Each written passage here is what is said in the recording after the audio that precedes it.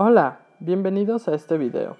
Dentro de este video estaremos hablando sobre la colonia, una etapa cuya duración fue de 3 siglos y también se le conoce como el virreinato. ¿Cuáles son sus antecedentes? Los antecedentes comienzan con la caída del Imperio de México Tenochtitlán. Marcó la caída de la cultura mexica y el inicio de una nueva era. Para ello, Hernán Cortés entra en juego basándose en las leyes de la monarquía española para fundar un nuevo reino que fue la Nueva España. Cortés aprovechó las encomiendas utilizando la estructura social existente de los mexicas. Las encomiendas consistirían que los conquistadores se encargaran de 2 o 3 pueblos indígenas, además de que cobraban impuestos, una forma que ya existía desde los tiempos del Imperio Mexica. Además de los impuestos, se les impondría la fe católica. Muchas de estas encomiendas fueron exitosas y numerosas. En un comienzo, más de 500 encomiendas fueron las que existieron, ya que su principal objetivo era la dominación española.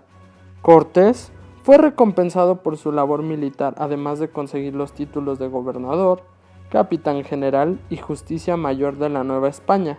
A los encomenderos, en cambio, se les prohibió heredar sus tierras, lo cual generó un gran descontento, provocando que se desquitaran con los indígenas. La conquista religiosa. La evangelización era importante para la monarquía española. Dado que Europa luchaba contra la expansión del protestantismo, era necesario incrementar el número de fieles. Así que para redoblar esfuerzos pidieron ayuda a los frailes. Los franciscanos fueron los primeros en llegar a la Nueva España. En menos de 10 años se instalaron los dominicos, los agustinos y los mercedarios, quienes fundaron las doctrinas religiosas, además de construir templos y monasterios. Tiempo después, también llegaron los jesuitas. Los frailes se dedicaron a conocer las diferentes lenguas indígenas, enseñar español, educar en el cristianismo y defenderlos de los abusos de los encomenderos. Para lograrlo, utilizaron el teatro, la música y la pintura. También organizaron bautismos multitudinarios. La aparición de la Virgen de Guadalupe favoreció a que los indígenas se identificaran con la nueva fe. Aún así, la labor evangelizadora fue complicada, pues los indígenas se rehusaban a abandonar a sus dioses y adoptar una nueva religión.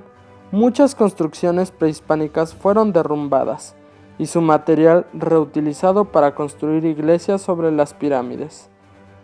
Con esto, acabaron simbólicamente con las creencias antiguas, introduciendo la nueva religión.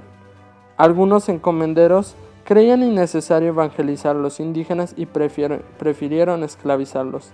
Sin embargo, la corona española los consideraba vasallos y prohibió su esclavitud.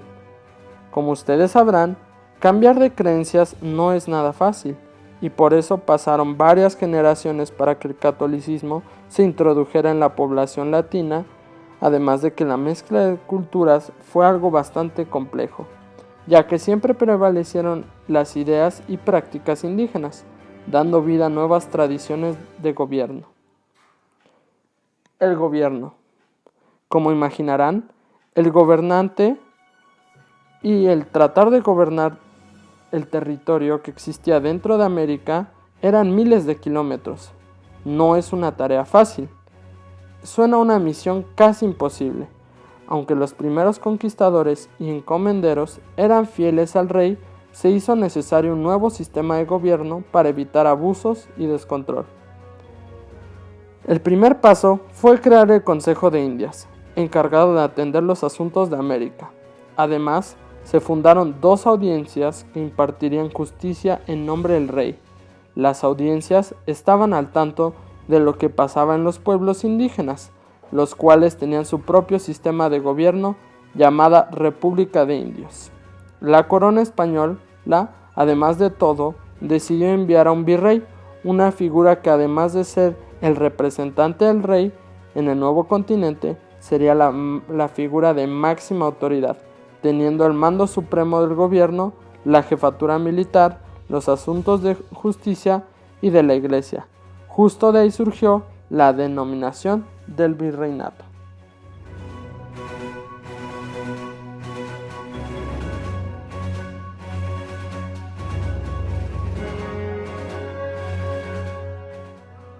Ahora bien, en el gobierno, aunque había un virrey, la Iglesia Católica también tenía labor de gobernar y ejercer justicia a través del Tribunal del Santo Oficio.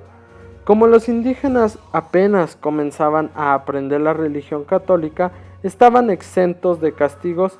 A estas alturas parecería que el virrey tenía todo el poder, pero sus alcances políticos eran limitados.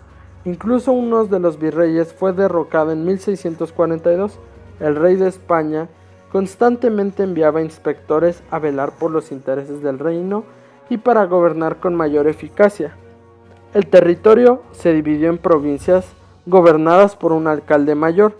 Con el tiempo surgió otra forma de dividir el territorio a través de partidos.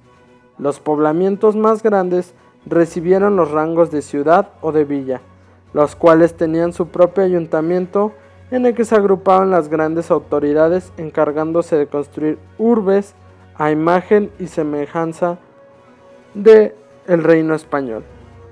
La consolidación del Consejo Virreinal hizo posible la expansión del territorio, que creció hacia el norte, gracias a numerosas expediciones que iban en busca de un codiciado metal, la plata. Entonces se crearon nuevos reinos y ciudades que gracias a la minería vivían un apogeo económico. La economía. Nueva España era rica en plata, eso lo sabemos, pero también abundaban otros productos como el cacao o la grana cochinilla, con la que se teñían las telas de un color rojo brillante, y también se producía azúcar de caña. Se cultivaban frutos y vegetales, mientras que la minería arrojaba mucha riqueza para empresarios españoles. Los indígenas en las minas sufrieron de explotación, maltrato físico. Aún prohibida la esclavitud, esta podía encontrar en algunas minas la plata y otros productos novohispanos. Llegaban a muchas ciudades del planeta gracias al comercio internacional por vía marítima. También productos muy lujosos como la seda, la porcelana, el marfil y las especias llevadas desde Nueva España mediante enormes embarcaciones que viajaban por todo el mundo. El acceso a estos lujos estaba limitado a un pequeño grupo privilegiado de la sociedad. La sociedad. Los títulos nobiliarios y el origen familiar se consideraban muy importantes para las élites. Tanto la nobleza indígena como la española gozaban un estatus superior. Los españoles peninsulares consideraron paulatinamente poder y riquezas, estableciendo además un esquema de distinción social basado en los rasgos físicos y el color de la piel. El sistema de castas, con la mezcla de sangre y razas, surgió la inquietud de clasificar a las personas de acuerdo a su origen y comenzaron a desarrollarse categorías un tanto extrañas, como los criollos, los cambujos, los mestizos o ambos.